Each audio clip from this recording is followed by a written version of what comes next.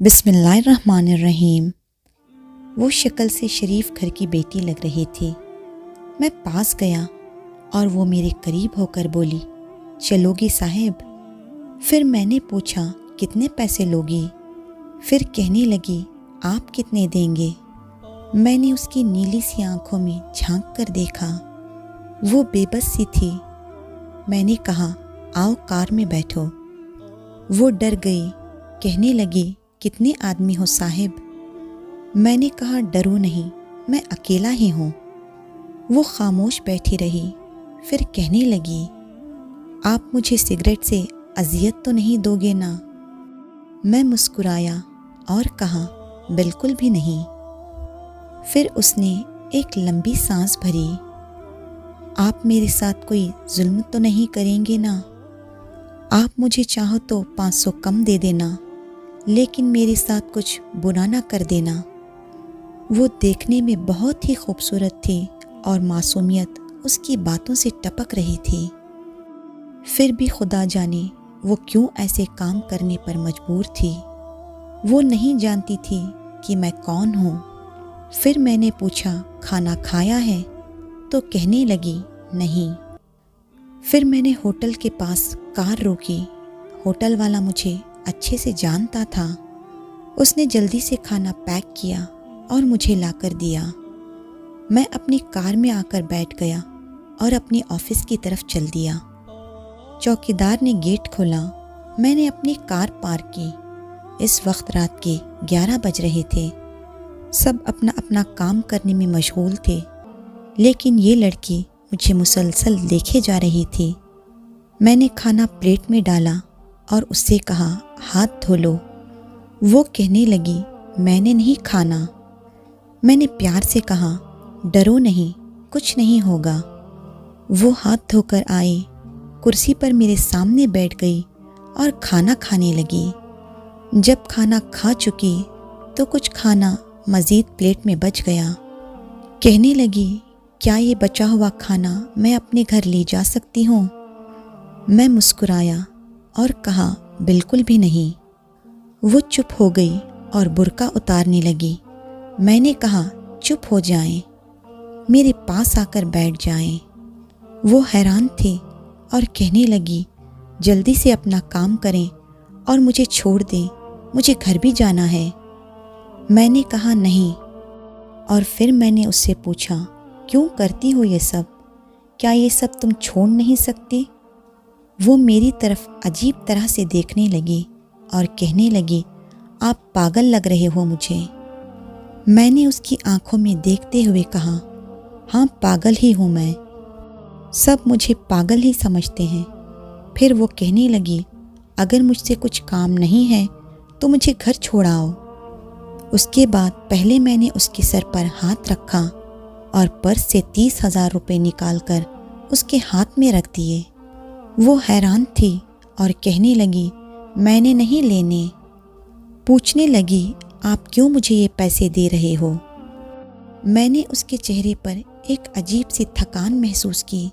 ऐसा महसूस हो रहा था जैसे वो अपने आंसू रोक कर बैठी हुई हो।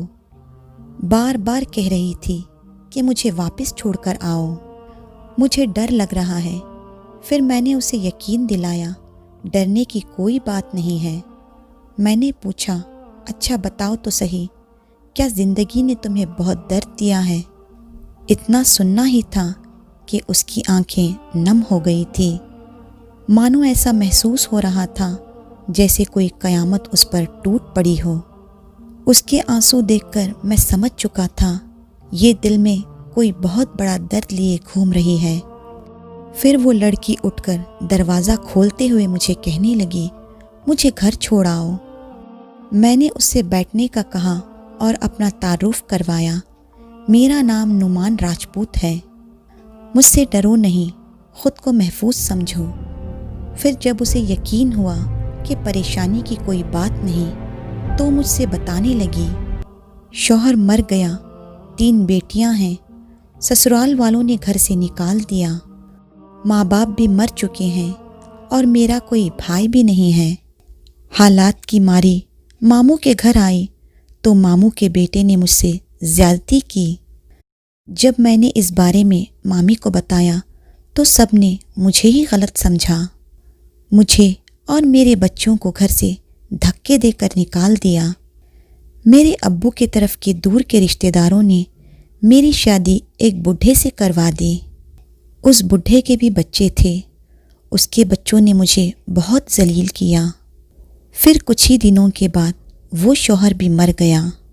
اس شوہر کے مرنے کے بعد اس کے بچوں نے مجھے گھر سے نکال دیا۔ بیٹیوں کو لیے در بدر بھٹکنے لگی۔ نہ چھت تھی، نہ روٹی، اور بھوک افلاس تھی۔ سڑک پر کھڑی تھی۔ ایک صاحب آئے اور کہنے لگے 1 گھنٹے کے 5000 دوں گا۔ نہ چاہتے ہوئے ماں کی ممتا اور حالات کی ستائی ہوئی کیا کرتی آخر میں؟ اب ہر روز یہی کام کرتی ہوں۔ کرائے کا گھر لے لیا ہے۔ بیٹیوں کو گھر پر اکیلا چھوڑاتی ہوں۔ کیا کروں؟ بہت بار سوچا خودکشی کر لوں، لیکن میری معصوم سی بیٹیوں کو دیکھ کر ہمت نہیں ہوتی۔ اتنا کہہ کر وہ لگاتار روئے جا رہی تھی۔ میں اسے دیکھ کر زمانے کی بے حسی محسوس کر رہا تھا۔ اس کے سر پر ہاتھ رکھتے ہوئے میں کہنے لگا، میں آج سے تمہارا بھائی ہوں۔ تم اپنی بیٹیوں کو لے کر آؤ اور میرے آفس کے اوپر ایک کمرہ ہے، اس میں رہو۔